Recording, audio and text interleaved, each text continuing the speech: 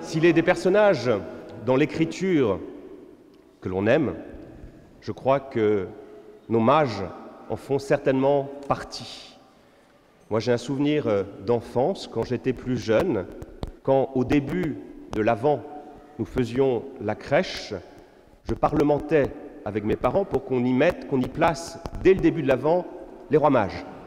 Parce que je trouvais que cette crèche faisait un peu vide et que les mages mettaient véritablement du mystère. Ils avaient beaucoup de couleurs, ils étaient beaux. Et je trouvais un peu dommage d'attendre la fête de l'Épiphanie pour les voir apparaître dans la crèche.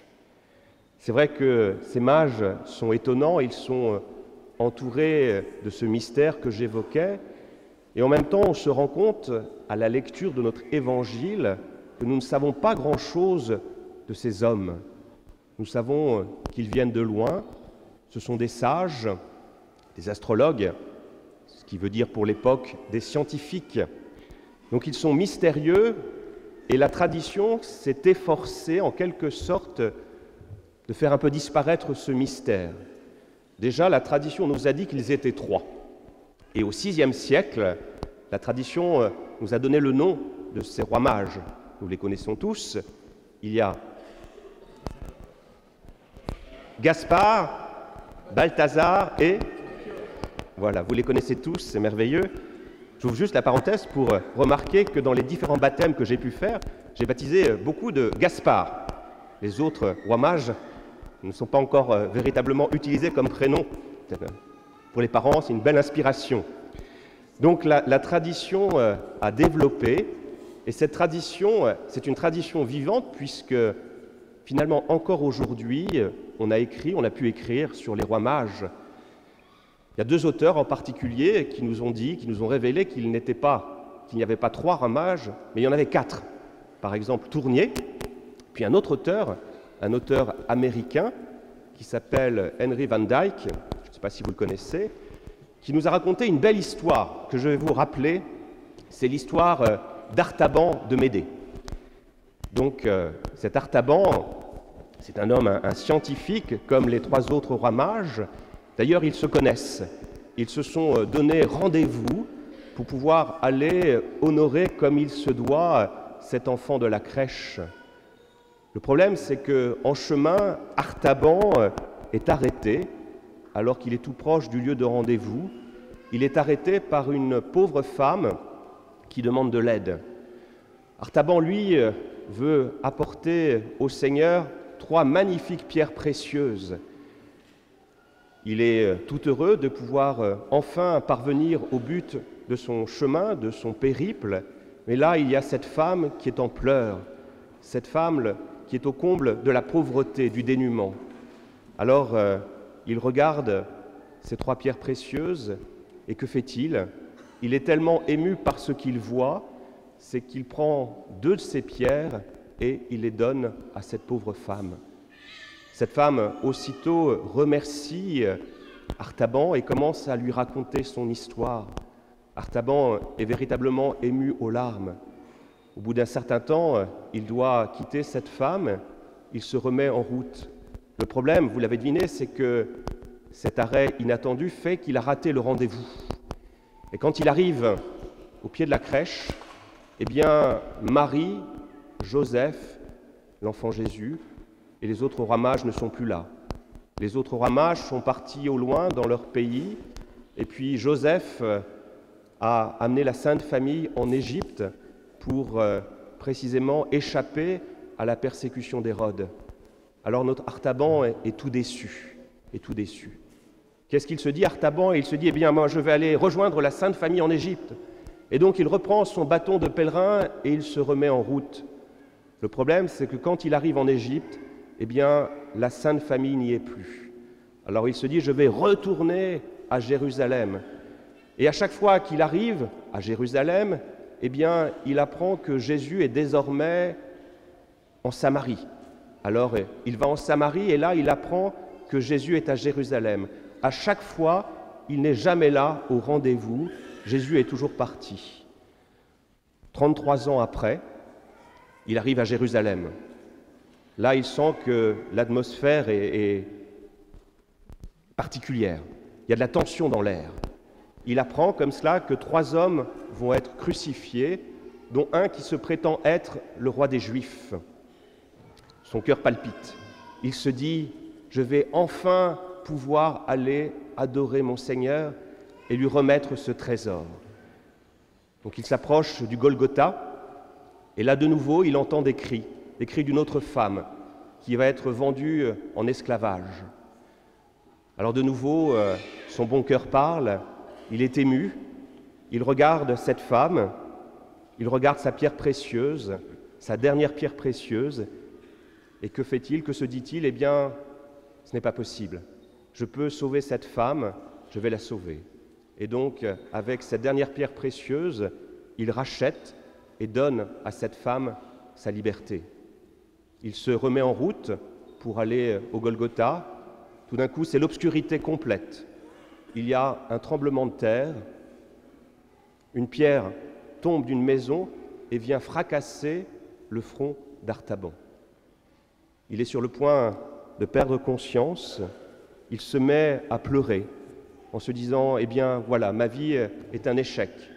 J'ai voulu adorer le Seigneur, lui remettre ce trésor, et à chaque fois, je suis arrivé trop tard. » Et là, dans son cœur, il sent une chaleur qui véritablement le rejoint, le gagne, et dans son cœur, il entend cette voix « Mais non, Artaban, tu as toujours été avec moi. » Alors Artaban interroge, « C'est pas possible, je t'ai raté, quand est-ce que je t'ai vu, Seigneur ?» Et cette voix dans le cœur de lui dire, « Eh bien, à chaque fois que tu as pu aider l'un de ces petits, un de ces pauvres, eh bien, ce que tu as fait de bon, c'est à moi que tu l'as fait.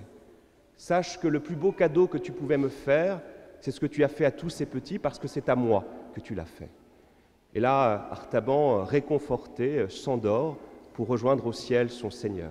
Voilà cette belle histoire que nous raconte cet auteur américain. Je vous invite à la lire dans son intégralité, c'est assez court, c'est un beau conte de Noël, mais je crois qu'elle nous dit quelque chose de fondamental sur cette fête de l'Épiphanie qui nous rassemble. Alors, si vous le voulez bien, et rapidement, mettons-nous à l'école de ces rois mages. La première chose que nous pouvons apprendre de ces mages, c'est leur capacité à s'émerveiller, leur capacité à interroger le ciel, à goûter cette nature et à voir dans ce livre de la nature tous ces signes qui manifestent la présence de Dieu. Ces hommes, ce sont des scientifiques, ils n'ont eu d'autre accès à la révélation que le livre de la nature. Et comme ce sont des contemplatifs, ils ont pu observer la régularité des astres, ils ont pu goûter, voir la beauté de cette création. Et ils se sont dit alors, ce n'est pas possible. Ce que nous voyons, cette merveille, ne peut venir que de Dieu. Et donc la première chose que nous apprennent nos rois mages, certainement pertinent pour notre siècle, c'est apprendre à s'émerveiller, apprendre à goûter, avoir un autre rapport au monde qui n'est pas un rapport de technique, d'appréhension du monde, d'arraisonnement de la nature, mais apprendre à goûter cette création. Un homme riche, avec son fils, se rend un jour au sommet d'une colline. Il regarde son fils, lui montre un paysage immense et lui dit « Regarde mon enfant, dans quelque temps, tout cela t'appartiendra. » Quelque temps après, un autre père de famille, un pauvre cette fois-ci, monte au sommet de cette belle colline. Il montre ce beau paysage et avec les larmes aux yeux, il dit à son enfant « Regarde », un simple regard.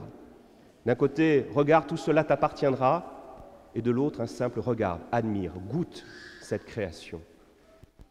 J'ai eu l'occasion pendant cette fête de Noël de me rendre dans la Bretagne Sud, qui est presque aussi belle que la Bretagne Nord, et je me disais en contemplant cette côte sauvage que c'est bien le signe de la présence de Dieu. Seul un Dieu a pu faire quelque chose d'aussi beau que cette Bretagne Sud et cette Bretagne Nord, et puis cette Bretagne dans son ensemble. Donc nos mages sont des contemplatifs, ils nous apprennent la contemplation. Et puis, nos mages, ce sont aussi des hommes curieux. Ils s'interrogent. Et ça aussi, je crois que nous avons beaucoup à apprendre d'eux, nous qui avons perdu cette capacité à nous étonner, cette capacité à interroger les textes. Nous avons une supériorité par rapport aux mages. C'est que nous avons le livre de la nature, mais nous avons aussi cette parole de Dieu. Nous avons la tradition de l'Église.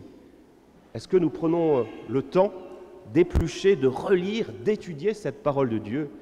Alors c'est la nouvelle année qui commence. Prenons cet engagement de nous mettre à l'école de ces mages pour goûter cette parole, pour l'étudier. C'est difficile d'étudier la parole parce que ça résiste. Faire de la théologie, quand on est frère et étudiant, je vous assure, c'est compliqué. Et en même temps, c'est par cette étude qu'on arrive à rentrer dans le mystère de Dieu. Donc l'importance de l'étude, l'importance de la contemplation. Voilà ce que nous apprennent fondamentalement ces rois mages. Face à cette révélation, finalement, on se rend compte qu'il y a donc deux attitudes. Il y a l'attitude des mages et il y a l'attitude des scribes et des prêtres. Quand on prend le temps de lire notre page d'évangile, on se rend compte que les scribes, les prêtres, eux, avaient accès à la parole de Dieu. Finalement, ils savaient où l'enfant de la crèche allait naître, puisque ce sont eux qui révèlent aux mages où se trouve l'enfant Jésus. Le problème, c'est qu'ils sont très forts en théorie, mais en pratique, ils ne se sont pas laissés déplacer.